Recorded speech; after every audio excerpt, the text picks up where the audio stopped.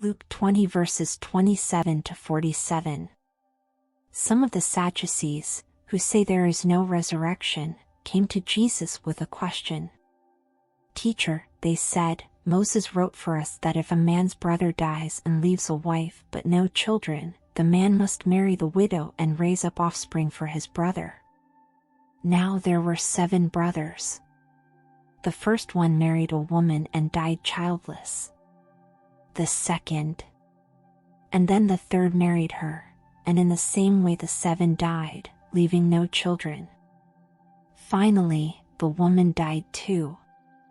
Now then, at the resurrection whose wife will she be, since the 7 were married to her?" Jesus replied, "The people of this age marry and are given in marriage. But those who are considered worthy of taking part in the age to come and in the resurrection from the dead will neither marry nor be given in marriage. And they can no longer die, for they are like the angels. They are God's children, since they are children of the resurrection. But in the account of the burning bush, even Moses showed that the dead rise, for he calls the Lord the God of Abraham, and the God of Isaac, and the God of Jacob. He is not the God of the dead, but of the living, for to him all are alive." Some of the teachers of the law responded, while said, "Teacher." And no one dared to ask him any more questions. Then Jesus said to them, "Why is it said that the Messiah is the son of David?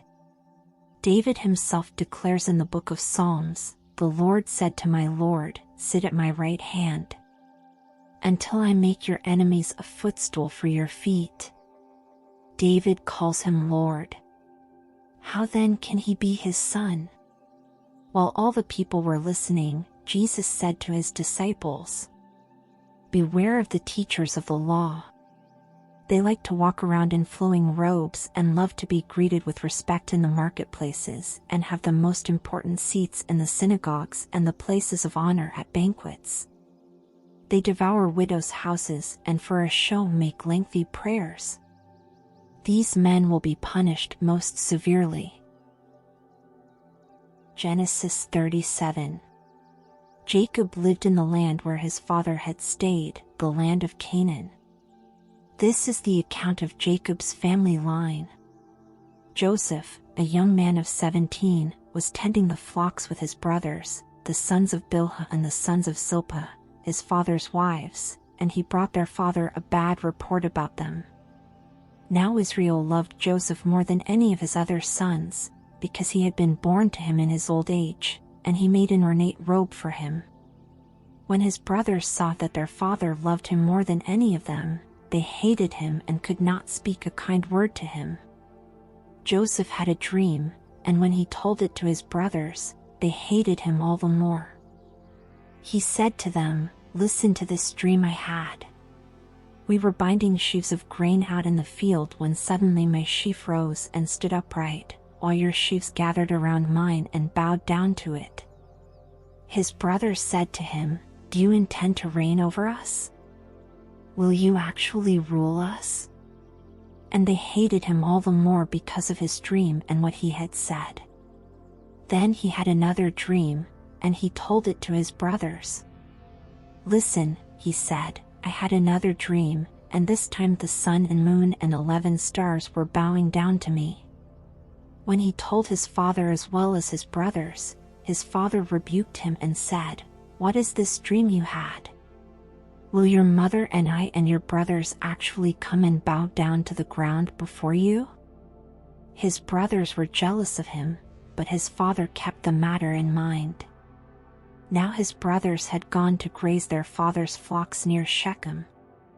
And Israel said to Joseph, "As you know, your brothers are grazing the flocks near Shechem. Come, I am going to send you to them." "Very well," he replied. So he said to him, "Go and see if all is well with your brothers and with the flocks, and bring word back to me." Then he sent him off from the valley of Hebron. When Joseph arrived at Shechem, a man found him wandering around in the fields and asked him, "What are you looking for?" He replied, "I'm looking for my brothers." Can you tell me where they are grazing their flocks?" "They have moved on from here," the man answered. "I heard them say, 'Let's go to Dothan.'" So Joseph went after his brothers and found them near Dothan. But they saw him in the distance, and before he reached them, they plotted to kill him. "Here comes that dreamer," they said to each other. "Come now, let's kill him and throw him into one of these cisterns and say that a ferocious animal devoured him. Then we'll see what comes of his dreams." When Reuben heard this, he tried to rescue him from their hands. "Let's not take his life," he said. "Don't shed any blood. Throw him into this cistern here in the wilderness, but don't lay a hand on him."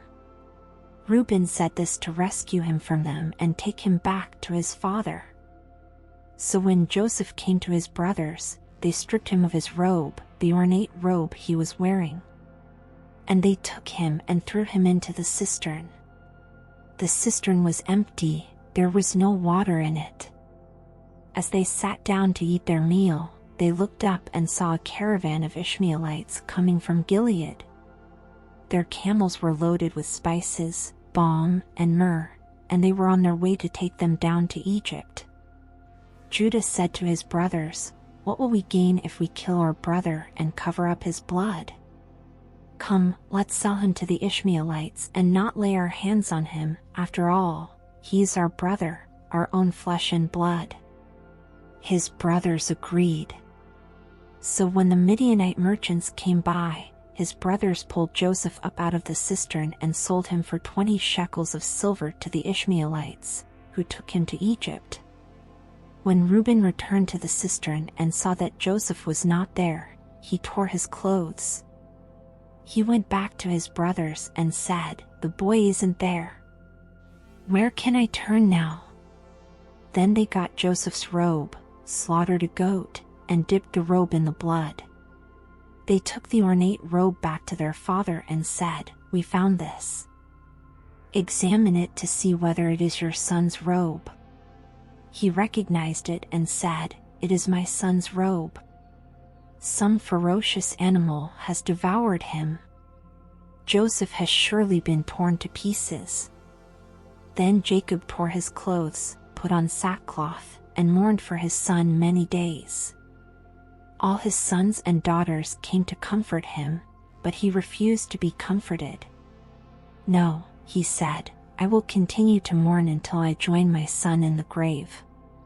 So his father wept for him.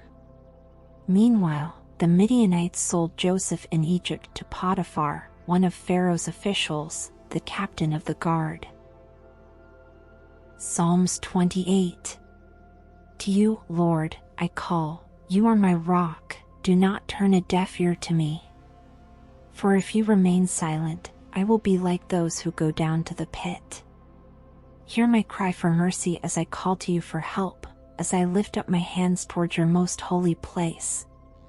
Do not drag me away with the wicked, with those who do evil, who speak cordially with their neighbors but harbor malice in their hearts. Repay them for their deeds and for their evil work, repay them for what their hands have done and bring back on them what they deserve. Because they have no regard for the deeds of the Lord and what his hands have done, he will tear them down and never build them up again. Praise be to the Lord, for he has heard my cry for mercy. The Lord is my strength and my shield, my heart trusts in him, and he helps me. My heart leaps for joy, and with my song I praise him. The Lord is the strength of his people, a fortress of salvation for his anointed one. Save your people and bless your inheritance, be their shepherd and carry them forever.